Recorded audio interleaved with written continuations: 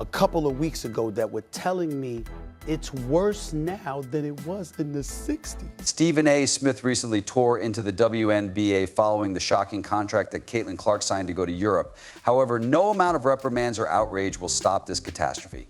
When you treat your star player like garbage, this is precisely what takes place.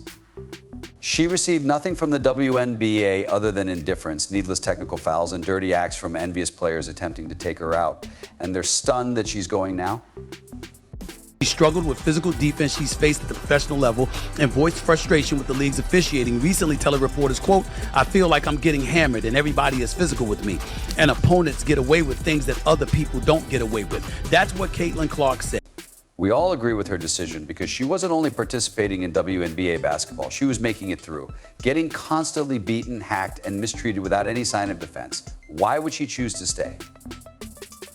They're paying the price now that the league let her down. With Caitlin gone, they are alone responsible for their own actions. We can recognize the ugly that exists in some regions of the nation because we are aware of how our society may be. All I'm trying to convey is that, since it exists, you cannot ignore it. For this reason, a great deal of individuals are pleading with us to cast one vote in favor of the other. Clark attracted viewership figures so high that even NBA players would have a double take. But what did the WNBA do with her instead of acknowledging her as the phenomenon that she is? They dismissed her as if she were unimportant, let her suffer on the court, and then shrugged it off. Are they allergic to success, I ask you? She's a rookie on the wrong team and has the necessary skill set to deal with the toughness of that league. Caitlin's deal in Europe now serves as a wake-up call for the WNBA. And who is the one rushing? ESPN. When these people eventually woke up, it was too late. It was like arriving at a party just as the lights were going down, lost and searching for dessert. ESPN showed zero interest in her prior to her relocation. In every game, Clark was drawing in 177,000 fans, a 4,000% rise. ESPN2, they pretended to be covering a minor league game. Yes, the Indiana Fever lead the league in home and away attendance with Caitlin Clark, as well as while driving. Average fever was 17,000 degrees.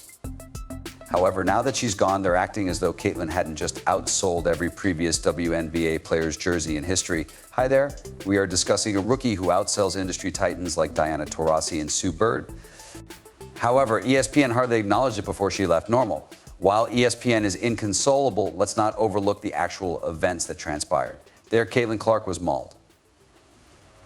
Game after game, she was treated like a human punching bag and had to play so nasty defense you'd think the other players were trying out for a professional wrestling bout. And the referees, where were they? The so-called officiating by the WNBA was never a joke. It's negligence, not just bad oversight. They did nothing but watch as she took the blows. They should have been protecting the star, but instead they let her get ran over like a piece of roadkill. But I'm angry because, your meal ticket is always getting attacked. The entire season has included shady plays. It wasn't just physical, though. It was elevated to a new level by the league's poisonous culture. The league did nothing but watch as envious players trash-talked her, hurled elbows and targeted her. They seem indifferent to sportsmanship or as though they have never heard of it. The worst aspect, too, they did more than just ignore it. They gave the haters an easier time. It's likely that some of them were enjoying the spotlight being diverted from them as they cheered from the sidelines. And the envious bullies tried to play the racial card, making it about everything but what it was, when they couldn't take the fact that Caitlin was the genuine deal, sheer ability. It is pitiful. Okay, racial tension. You see, Caitlin Clark is a girl, and she is not to blame for this. She is not to blame. Is she really just walking onto the basketball court and shooting hoops? What did they do with Caitlin Clark, a veritable gold mine, sitting right in front of them? They stumbled like inexperienced people until they realized ESPN treated her like a bench warmer. She is flying off to Europe. They're acting as though they care now, scurrying around like headless chickens. Really, the WNBA treated Caitlin Clark like yesterday's news, despite the fact that she popularized the sport and sparked interest in viewers. 14,000 people follow her. Furthermore, she's very simple to overlook, and not many people outside of the sports industry are aware of her. It's only because of Caitlin Clark that anyone is even aware of her identity. Furthermore, she still only has 14,000 Twitter followers. Her brand isn't very strong. Kicking and shouting, she was pulling the WNBA into the spotlight while carrying them. And yet they allowed her to get pounded on the court rather than treating her like a superstar. I refer to plays that were filthy, elbows flying, and fouls that resembled street fights rather than basketball. How did the referees respond? They gave a shrug. All they did was shrug. Let's imagine for a moment that the WNBA didn't look the other way while their biggest player in years was getting destroyed in every game. It would have been as if she was holding a kick me sign. A code was in place once. That's not how you treat women. That's not how you treat ladies. That code is no longer there. People in today's society don't give a damn thanks to social media and other factors. How about Stephen A. Smith? Here he is, dropping bombs of truth. He essentially attacked the WNBA for being like a group of naive spectators while Caitlin Clark was repeatedly pummeled. It seemed as though they were cheering the way the fouls were piling up against her. They didn't think much of the most valuable player they had seen in a long time. It was clear that other players were jealous. And the WNBA just let them take their shots rather than intervening. In the true sense. If Caitlin Clark is the golden girl and the hero, then seize the opportunity. When we talk about envy, we also need to include the resentful players who felt that Clark was receiving too much attention. They turned to dirty techniques instead of skill-based competition, pushing, stumbling, and making ill-advised shots. It felt more like an MMA fight than a basketball game during their audition. However, did the league take any action? Nope. They did nothing but sit there and watch things happen as if it were amusement. Whoa, such a waste of player protection. It's critical that we make this clear. When I spoke about Caitlin Clark this morning, I mentioned a few guys who, if you want to call them jealous, are fine with it. Okay, so you want to utilize the term jealousy. Moreover, Alyssa Thomas made brief remarks regarding the racial dynamics in Clark's popularity. Is this our current situation? You want to bring race into it when you can't take the fact that someone is simply superior to you? Rather than appreciating Caitlin's talent, diligence, and overall power, they wish to make it a racial issue. It is pitiful. She should be on a stronger squad, though, because they find it intolerable that a white player is dominating the game. They are frantic to destroy her accomplishments. It's merely an additional justification for not taking initiative and giving a better performance. It wasn't Caitlin Clark who requested attention. She was the only one who could play at that level, thus she deserved it. However, let's act as though race is the only factor at play and not the fact that she is outperforming everyone. You guys are the actual races, even though those men think they are, the people who are finding reasons to despise Caitlin Clark and her growing fan base. And now that Caitlin is leaving for Europe, the WNBA and ESPN appear to be they are clowns. They had the opportunity to create something very amazing around her. Rather, they simply allowed her to be harassed off the court. Their greatest pull is no longer with them. The player drawing enormous TV ratings and selling out arenas. The truth is at last being revealed. The same light that, after Caitlin Clark is eliminated from the playoffs in around 12 hours, will be fading here.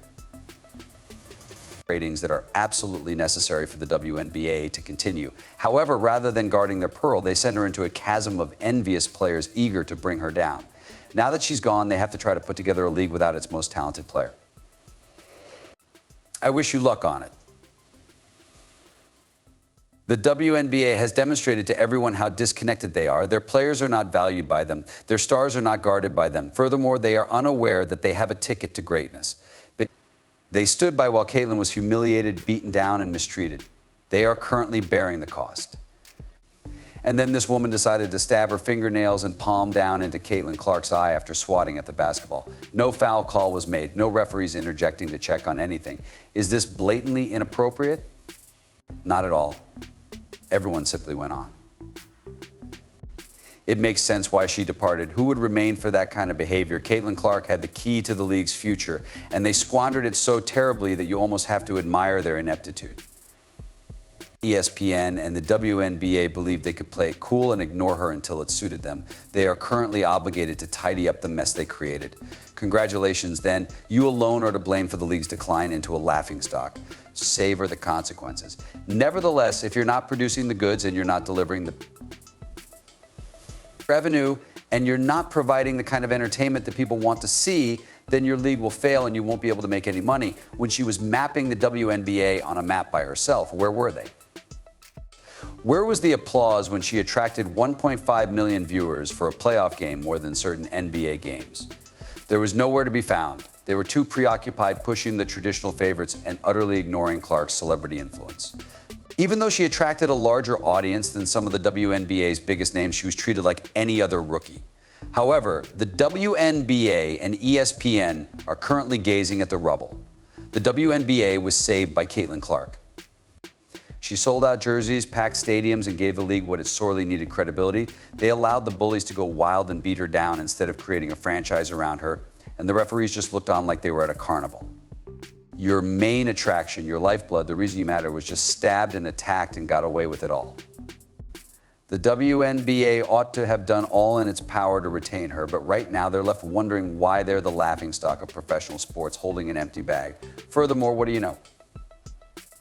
They are deserving of it. Caitlin is sending a strong message to the league that treated her poorly as she makes her way to Europe. She's leaving to go somewhere where people will genuinely value her abilities and she won't have to put up with dirty fouls or elbows to the ribs going uncalled. What about the WNBA? I imagine they will be sitting here, gazing into the abyss, wondering what might have been if only they had pulled together. However, it's too late. The harm has already been done, and the pain will last forever.